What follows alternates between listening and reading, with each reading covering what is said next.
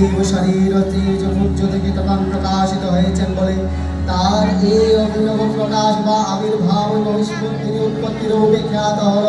দেবী সঞ্চিতা হলেন অপূর্ব রণচণ্ডমূর্তিতে, হিমাচল দিলেন সিংহবাহন, বিষ্ণু দিলেন চন্দ্র, পিনাকানি শঙ্কর দিলেন সুর, যম দিলেন তারদণ্ড, কাল প্রেম সুদীর্ঘ খড়গ, চন্দ্র অষ্টচর্ম শোভাচর্ম দিলেন, ধনুর্বাণ দিলেন সূর্য, বিশ্বকর্মা অবেদ বর্মা, ব্রহ্মা দিলেন অক্ষমালা কুমণ্ডল, কুবের রত্নহার, সকল দেবতা মহাদেবকে নানান অলঙ্কারে অলঙ্কৃত ও বিবিধ প্রহরণে সুসজ্জিত করে যশোর বিজয় গঙ্গাজিকে প্রার্থনা করলেন।